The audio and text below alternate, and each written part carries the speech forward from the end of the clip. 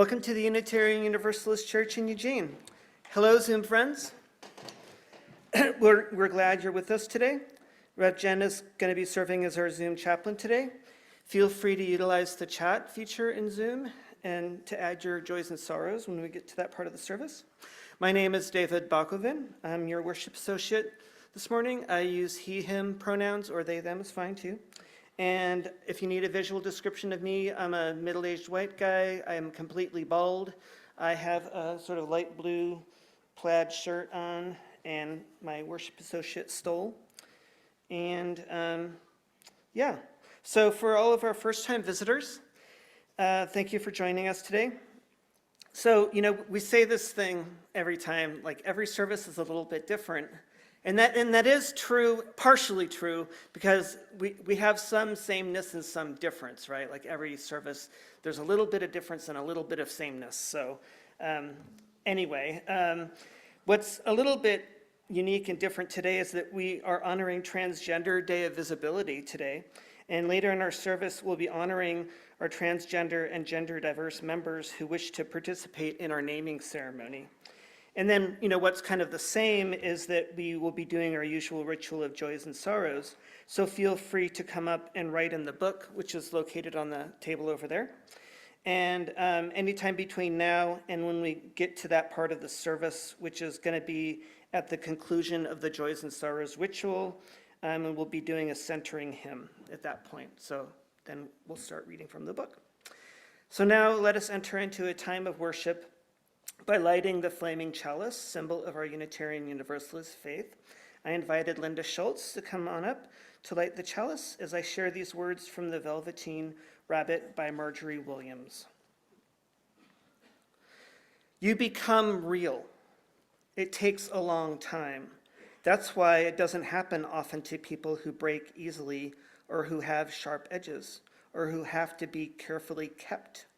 Generally, by the time you are real, most of your hair has been loved off and your eyes drop out and you get loose in the joints and very shabby. But these things don't matter at all because once you are real, you can't be ugly, except to people who don't understand. Good morning. My name is Ember. I use they, them pronouns. I am a medium height, medium size, medium age human, and I am wearing a preaching dress and a fairy princess skirt today. And I would like to invite children of all ages up to the front. We are grabbing some carpet squares.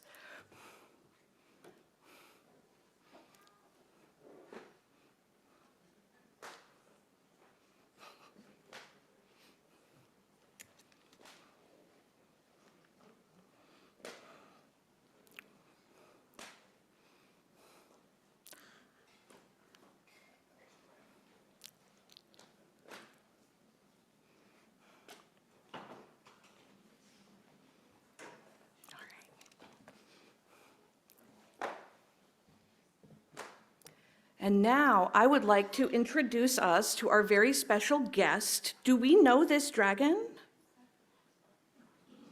This dragon has been in our Lost and Found. If he belongs to you, please come talk to me afterwards. But first he was in our Lost and Found, and then he's been hanging out on the high shelf near Ryan's office. And so he is easy to miss because he's quiet. But he has been here watching and listening. He has seen us light the chalice. He's heard us sing hymns. He's watched adults talk about deep things like love and justice and if there's enough coffee. He thinks coffee is pretty central to being a UU. And you might not know this about me, but I am actually pretty fluent in stuffed animal. Not perfectly, it's a complex language, but I do understand the basics, and just this week, this dragon asked me something very important. He said, Ember, I love being here, but I have a question. What is my name? Because I do not belong to just one person. No one has ever given me just one name, but I have been given many names. And so he told me his story. He has lived in our Lost and Found for a while, and living there may not sound like a very exciting place, but it's actually the perfect place for a little dragon who wants to listen and observe and sometimes be found. Every now and then, a child will spot him sitting quietly on the shelf and say, "This is Sparkle." And Sparkle, the dragon, would be whisked off to a world of tea parties and naptime snuggles and whispered secrets. But the next week, another child would find him and say, "This is Blaze, the bravest of dragons." And Blaze would race through imaginary forests and rescue other stuffed animals in distress. And once someone called him Gentle. And Gentle, the dragon, was very good at hugs. He comforted other shy toys and listened patiently to people's hard days. And so with every child, the dragon becomes something new. And every name feels real in its own way, but after so many names, the dragon started to wonder, who am I really? Am I Sparkle, or Blaze, or Gentle, or all of them? And so now, in this room full of people who have cared for him and noticed him and maybe even named him before, he feels safe enough to wonder aloud, what is my name? And I wonder if we could help the dragon with his question. I have a name tag ready for him. What name do we think this dragon might like to try today? Yes? Larry. We second Larry. Okay, any other suggestions? What was it? Lost Dragon would be a good name. Any other suggestions? All right, so it sounds like we're between Larry and Lost Dragon. Can I get some votes for Larry? Okay, and can I get some votes for Lost Dragon? Oh, it's very close, but I do think that Larry is our winner. But I do want to point out, because he's told me this too, that I think he's still choosing. So I think this is his name for today. But, names are powerful. They can tell the story of who we are or who we're becoming. And so sometimes we keep the same name our whole lives. Sometimes we grow into a new one. And sometimes we try on a few before they feel right. And just like our dragon friend, everyone here, no matter how young or how grown, gets to discover who they are. We get to grow, we get to change, and we get to choose what feels true and real and whole. And I mentioned earlier that I speak stuffed animal, but I think our dragon friend would feel even more welcome if we all gave him an affirming roar. This is not a scary roar. This is a roar that says, "We see you, we celebrate you, your name is welcome here." So ready? Our dragon is trying out the name Larry. Ready to roar? Roar! So good. All right. So let's give our dragon a wave, or a bow, or some sparkle fingers. And thank you for being part of this story today, and thank you for helping make this place a place where names and identities are held with care and joy. Today, we gather in celebration and affirmation of Transgender Day of Visibility. This day is the counterpart of Trans Day of Remembrance, where one calls us to mourn. This day calls us to rejoice, to honor the resilience, beauty, and truth of our transgender, non-binary, and gender-diverse beloveds. And as part of this celebration, we are introducing a naming ceremony, a ritual of recognition and belonging.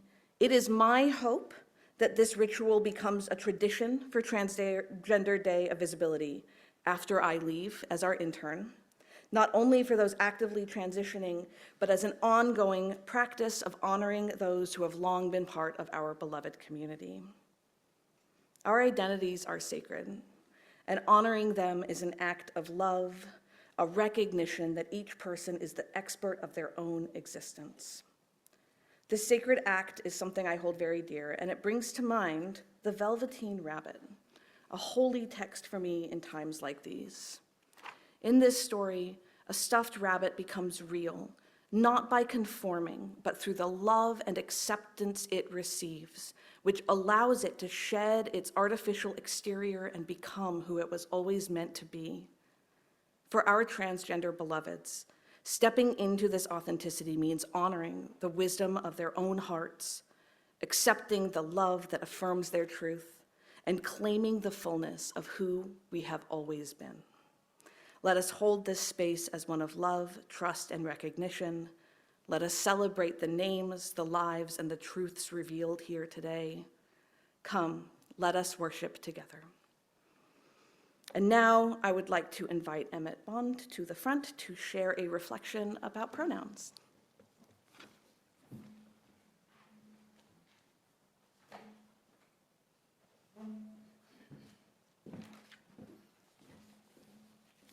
Good morning. Let's see, this would be the right page, wouldn't it? Or is it the other page? Bear with me. I don't want to follow up Ember's work here. So my name's Emmett Band, but you know that. And I use the pronouns of he and him. And to borrow a phrase from my friend Augie Sabini, I'm an old white guy. And for those who have visual disabilities, I'm wearing a plaid shirt. Tim, if you're in the audience, this is plaid shirt number 14 from my closet. There are a lot of them there. I am a part of this beloved community, and I am the chair of your internship committee. And is Leslie Rex in the audience? She's away. Okay. I wanted to say that I am the chair, but for 5 or so years, Leslie and I have shared that responsibility, and she has done an absolutely terrific job, and I'm sorry she's not here to hear that, so I will call her. I grew up in Fresno, California, and later in Santa Rosa. In elementary and junior high school, I had teachers who talked about they and them pronouns. And they were really specific. They were talking about groups of people, not individuals. Mrs. Southpaw wasn't wrong. She was repeating exactly what she had learned. She was reflecting her experiences and what was common at the time. After my family moved to Santa Rosa,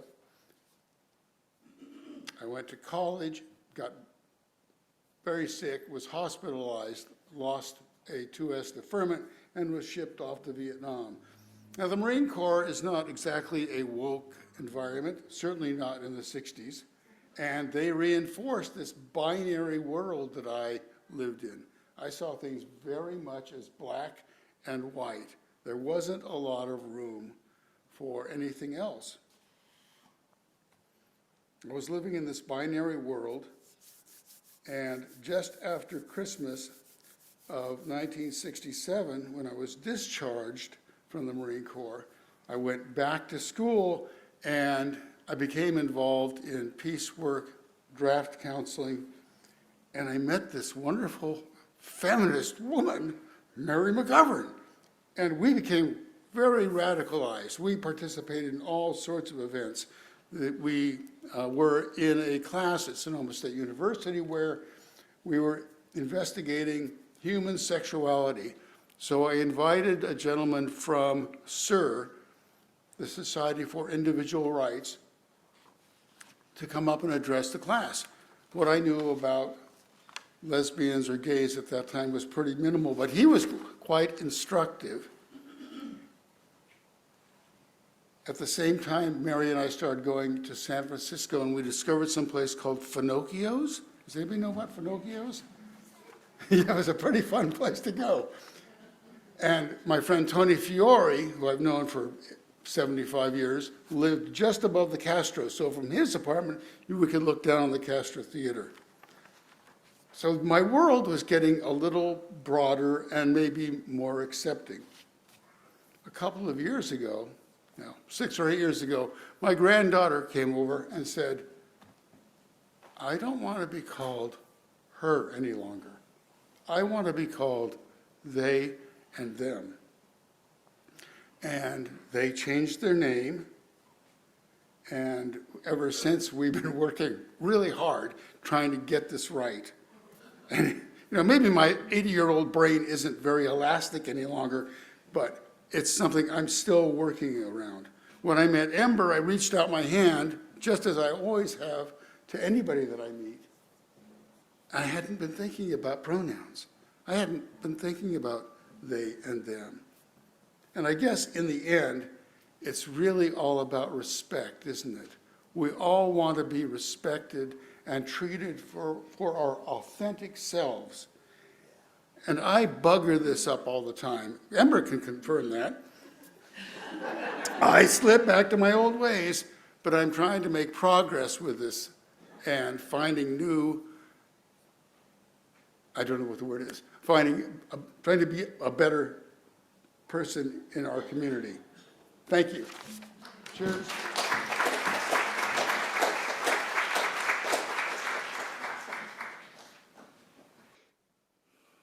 Take a moment to close your eyes. Breathe deeply and feel the weight of your body on the earth beneath you. With each inhale, allow yourself to access your innermost sense of what is real, what is true, and what is unspoken within you. Feel how it sits in your body. What does it yearn for? What does it resist? As you listen to these subtle sensations, allow yourself to be grounded in the present and affirm that our truth lies within, accessible when we take the time to listen and to trust. In the Velveteen rabbit, the rabbit's journey towards becoming real begins when the old skin horse helps him access his inner voice. The horse, this simple, worn, beloved toy, is a mirror for the rabbit's inner knowing, encouraging him to embrace his own self-assurance of his realness. And by real, I mean the personal and collective experience of autonomy. Being real is not just about having a body or being seen by others, but it is about knowing who we are, speaking our truth, and allowing ourselves to be known. Realness is shaped in relationship, in spaces where we are seen and affirmed. When we create communities that honor each person's truth, we help one another become more fully ourselves.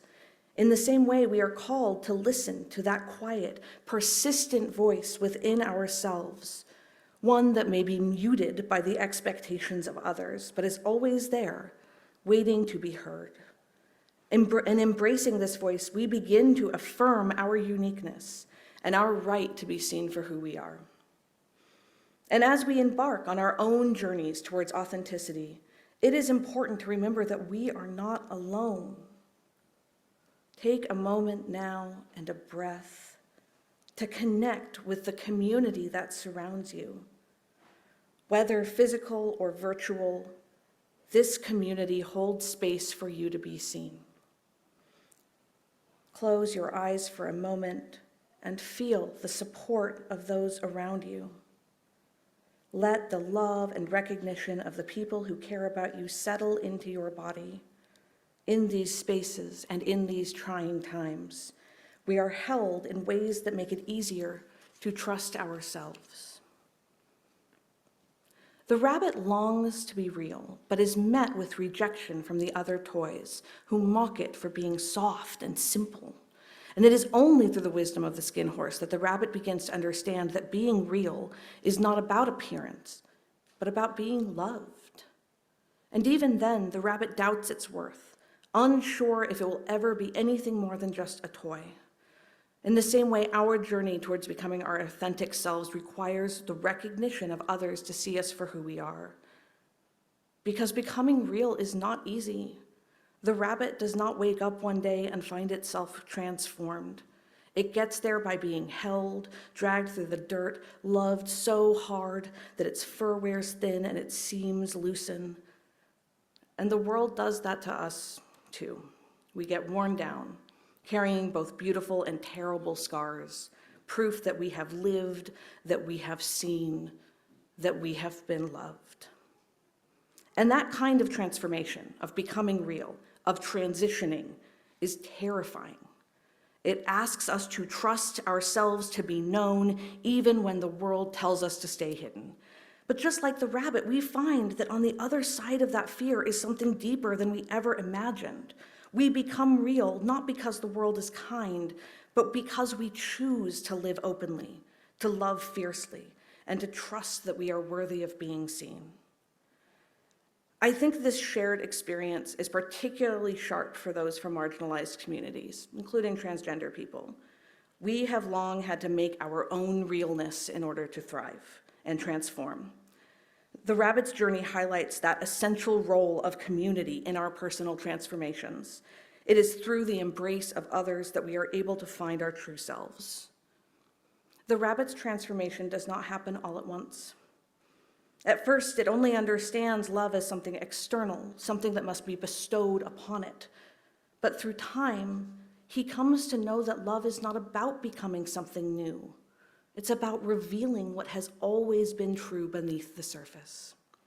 Living without apology means embracing this truth without waiting for permission, because the world is not going to give it. It means understanding that realness is not measured by how well the world accepts us, but by how deeply we trust ourselves. When we shed the need for external validation, we begin to embody the fullness of who we are. And just as the rabbit finds its realness through love and recognition, so too do we find our truest selves when we embrace our authenticity without fear. For those who love and support transgender individuals, this journey is also a call to action. I want to thank Emmett for his reflection. It was very beautiful. And I specifically wanted to ask someone who I know is still working on this, because I wanted to highlight how not only does this community hold our transgender beloved, it also holds our allies as they learn. Being an ally cannot be a passive role. It requires showing up, speaking out, and making space for others to live without fear. It means offering support, not only in moments of celebration, but also in our struggles, when the world's resistance can feel overwhelming.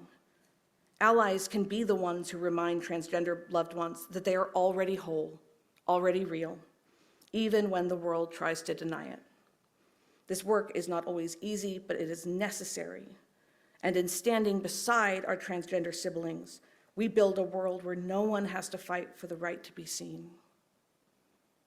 I invite you to take a final deep breath and feel the fullness of who you have always been. Set aside the expectations, the doubts, the fears that have been placed upon you and within you. Imagine, just for a moment, that nothing stands between you and your truest self. Not the past, not the future, not the voices of those who have tried to define you. You are here, you are whole, and you have always been real. As we move forward in this sacred space, we prepare to lift up the names of those who have claimed and reclaimed themselves. This is a moment of recognition, a moment to witness and honor those who have stepped into their truth. The rabbit, in the end, does not need to prove his realness. He simply is. And so too are we, already whole, already worthy, already enough. As we honor the names spoken here today, let us also commit to building a world where authenticity is not a risk, but a birthright. Let us create space where love does not demand perfection, but celebrates truth. And may we all continue to step into our realness, knowing that we are seen, held, and loved exactly as we are. Amen, and blessed be.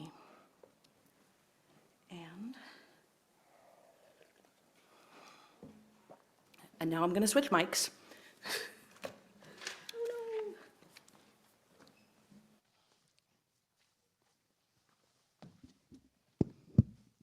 no.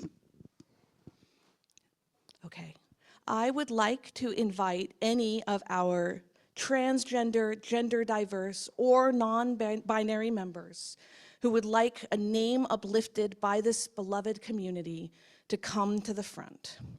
If you don't wish to come up today, know that you are still whole and loved.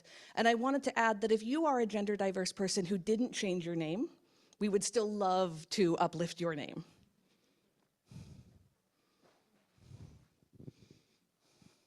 Welcome.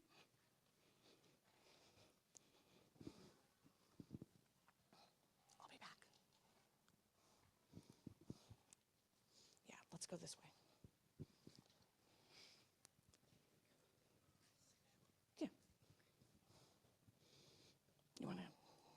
next to Stevie? Perfect. Okay. All right.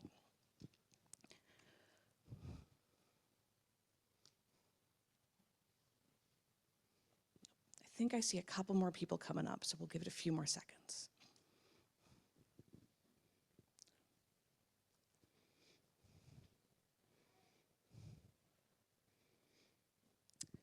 I'm going to have the three of you come this side of Stevie so that we're a little more up front, if that is okay. Here, let me move this friend for us. Perfect. Okay. We are called to honor the autonomy of each individual, to affirm that their name is theirs alone. Our beloved transgender, non-binary, and gender-diverse members stand before us today. With each name spoken today, we witness a transformation, a claiming of identity, and a reclamation of wholeness. These names are not just words. They are the deep truth of who we are, deserving our respect, celebration, and our love. When we say these names aloud, we are saying we see you, we hold you. This is the work of love, and it is not to be taken lightly. So as I move down the line, I will ask you your name, I will repeat the name, and then we, as a congregation, will all say the name together, and then you will be offered a gift. So, what is your name? Jude. Jude. Jude. Now I need this. This is your name. It is sacred. You are real. You are whole, and you are loved.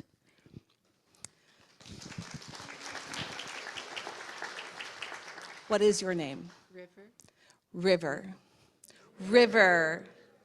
You are whole. You are loved. Thank you, sorry. This is your name. It is sacred. You are real. You are whole, and you are loved. Olivia, what is your name? Olivia. Olivia. Olivia, this is your name. It is sacred. You are real. You are whole, and you are loved. What is your name? Stevie. Stevie. Stevie, this is your name. It is sacred. You are real. You are whole. You are loved. Oh, let's go around this way. All right. What is your name? Marty. Marty. Marty, this is your name. It is sacred. You are real. You are whole, and you are loved. What is your name? Elizabeth. Elizabeth. Elizabeth, this is your name. It is sacred. You are real. You are whole, and you are loved.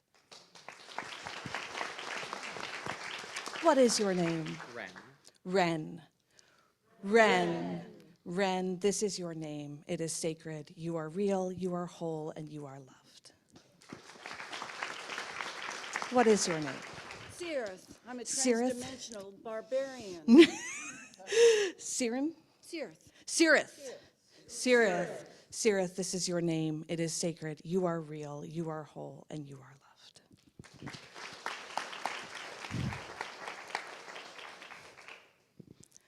What is your name? Sarah. Sarah. Sarah. Sarah, this is your name. It is sacred. You are real. You are whole, and you are loved.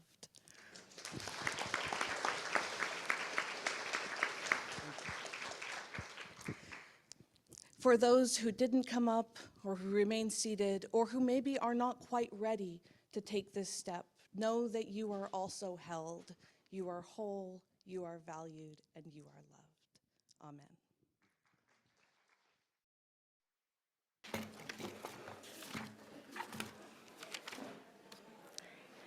Please join me in our chalice extinguishing. We extinguish this flame, but not the light of truth, the warmth of community, or the fire of commitment.